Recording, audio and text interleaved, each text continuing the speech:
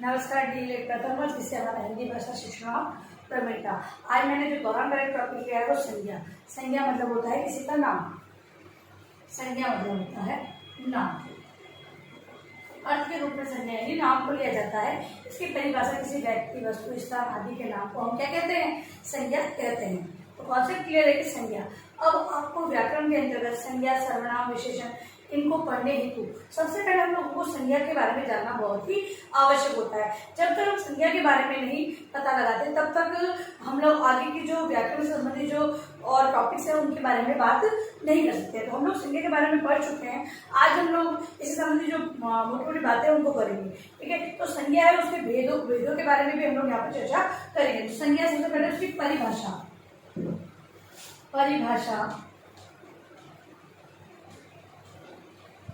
जो शब्द किसी वस्तु,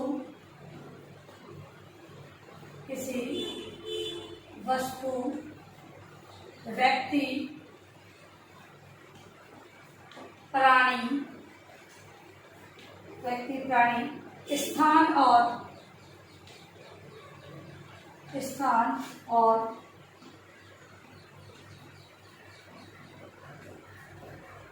भाव आदि का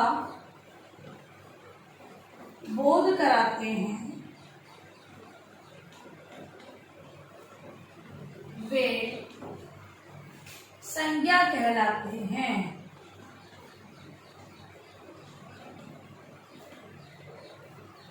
ठीक है, अब जो शब्द, संज्ञा भी क्या है? शब्द ही है। ठीक है, तो जैसे कि चौक एक वस्तु है तथा ये एक शब्द है। चौक शब्द है और ये वस्तु है। ठीक है, इस पर आधारित वस्तु है। अब इसका बोध, चौक शब्द है, हमें इस चौक के बारे में बता रहा है, इसलिए बोध करवा रहा है, वस्तु के बारे में बोध करवा रहा है। व्यक्ति कोई रोहन, मोहन, शोभन, इन व्यक्तियों के नाम मतलब संज्ञा। व्यक्ति के बारे में कौन बता रहा है? ये सोहन शब्द हमें किसी एक व्यक्ति के नाम के बारे में बता रहा है। प्राणी कोई भी हो सकता है, पशु पक्षी किसी को भी हम बोल सकते हैं। स्थान जयपुर, जोधपुर कोई भी हो सकता है, उसके बारे में। भावों के अंतर्गत किसी भी प्रकार के जो भावों को हम लोग ले सकते हैं। ये बोध कराने वाले शब्दों को हम संज्ञा शब्द कहते हैं। ठीक है, तो अब संज्ञा के बारे में हम लोग बात करेंगे। संज्ञा के भेद। तो संज्ञा के भेद आप लोगों के जो सिलेबस के अंतर्गत है वो आपको 5 प्रकार की संज्ञाएं बताई गई है। तो आपको 5 प्रकार की संज्ञाओं के बारे में अगर आपको प्रश्न बनता है तो 5 ही लिखना होगा। तो इसके अंदर व्यक्तिवाचक, सबसे पहले व्यक्तिवाचक, दूसरी आपकी है जातिवाचक, तीसरी आपकी भाववाचक और चौथी है द्रव्यवाचक तथा 5वां संज्ञा का प्रकार है आपका समूहवाचक। बहुत से जो शिक्षाविद है वो व्यक्तिवाचक, जातिवाचक और भाववाचक संज्ञा को लेते तथा इन जो द्रव्य और समूहवाचक संज्ञाओं को इन्हीं के अंदर इंक्लूड कर रखा उन्होंने। लेकिन आप आपके सिलेबस के अंदर 5 तरह की संज्ञाओं के बारे में वर्णन करेंगे। आपका कोई व्याख्या आती है, संज्ञा के बारे में पूछा जाता है तो संज्ञा की परिभाषा लेते हुए 5 प्रकारों का वर्णन आपको अनिवार्य रूप से करना होगा। ठीक है, सबसे पहले हम लोग आज कर लेते हैं व्यक्तिवाचक संज्ञा के बारे में। नाम से पता चल रहा है कि किसी व्यक्ति के बारे में बताना है। ऐसे शब्द जो किसी व्यक्ति के बारे में हमें बोध कराते हैं वो व्यक्तिवाचक संज्ञा कहलाती है। तो पहला है व्यक्तिवाचक संज्ञा। व्यक्तिवाचक संज्ञा परिभाषा के रूप में जिस शब्द से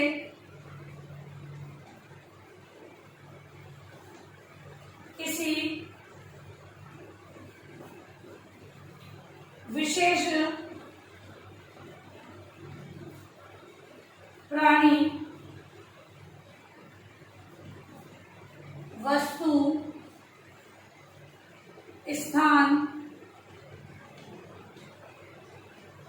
स्थान या पदार्थ का बोध होता है, व्यक्तिवाचक संज्ञा कहलाती है। उदाहरण देखिए इसमें, महात्मा गांधी, गीता, रामायण, दिल्ली, आगरा, भारत, चंबल और अरावली आदि, ये इसके उदाहरण। ठीक है, तो प्राणी, वस्तु या स्थान के बारे में हमें जानकारी मिल रही है, बोध हो रहा है, तो ऐसे शब्दों को हम क्या कहते हैं? व्यक्तिवाचक संज्ञा कहते हैं। दूसरा है जातिवाचक संज्ञा। दूसरा जातिवाचक संज्ञा। जातिवाचक संज्ञा जिस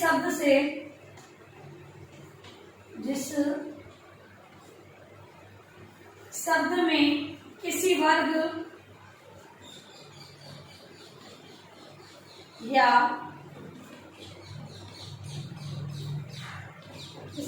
जाति के सभी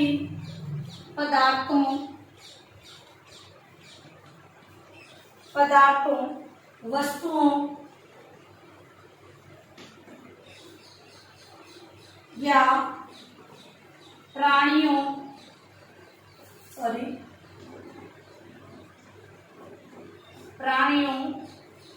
का बोध होता है, हो तो वे जातिवाचक संज्ञा कहलाती है। यह है दूसरा प्रकार। उदाहरण जैसे लड़का, बच्चा, वृक्ष, नगर, पुस्तक, नदी और देश। ये एक प्रकार की जाति, वस्तु या प्राणियों आदि के बारे में हमें बता रहा है। एक वर्ग, जैसे कि पुरुष वर्ग या लड़के से संबंधित एक वर्ग हो गया, बच्चों से संबंधित एक वर्ग पूरा हो गया, वृक्षों का समूह वृक्ष बन गए। ठीक है, ये जाति की ओर इंगित कर रहा है, इसीलिए यहाँ पर जातिवाचक संज्ञा कहलाएगी। अब है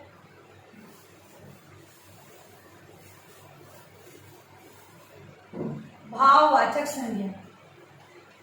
भाववाचक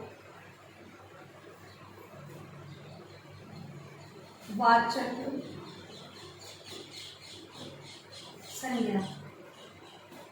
भाववाचक संज्ञा जिन शब्दों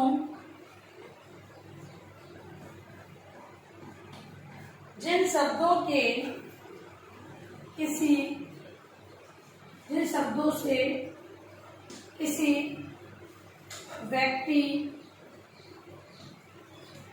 स्थान या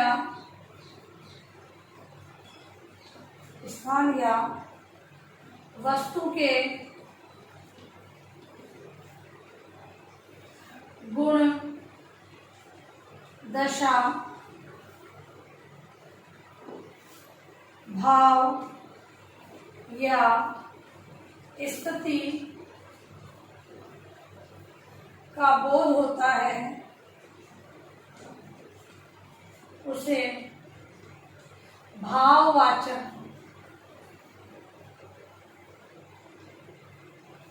संज्ञा कहते हैं। उसे भाववाचक संज्ञा कहते हैं। उदाहरण सत्य, प्रेम, दया, करुणा, क्षमा, दुख आदि। ये क्या है? ये सारे भाव हैं। इन शब्दों से क्या हो रहा है? किसी व्यक्ति के बारे में कोई व्यक्ति बोल रहा है, सत्य बोल रहा है, तो उसके गुण, व्यक्ति सत्य बोलता है, सत्यता उसका गुण है, तो इन गुण, दशा, भाव या स्थिति के बारे में जो शब्द ज्ञात करवाते हैं उन्हें भाववाचक संज्ञा कहते हैं। अगला है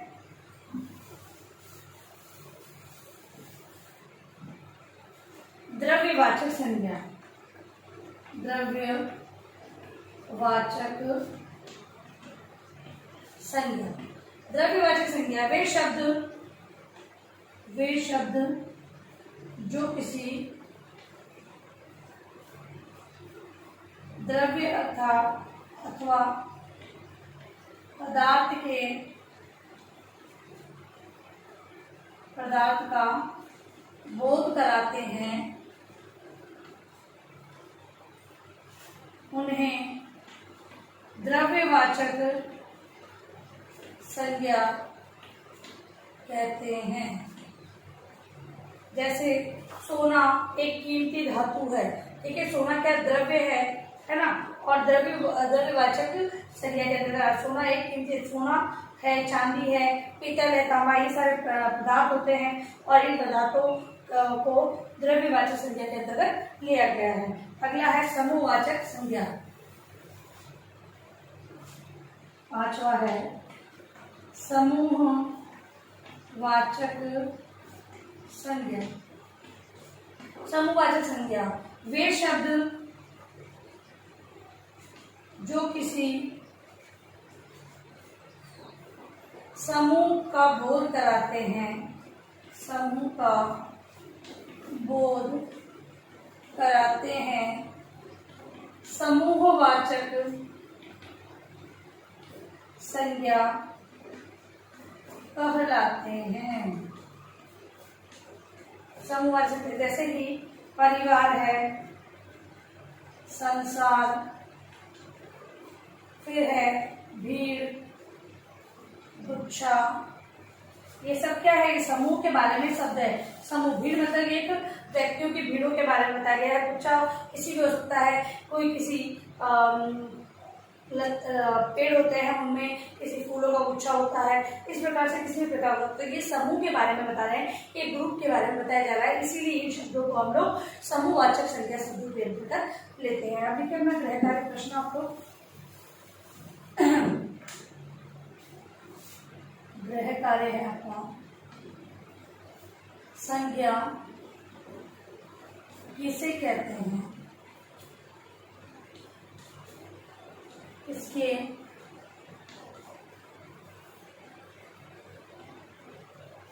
किसे कहते हैं, इसके भेदों का वर्णन करें।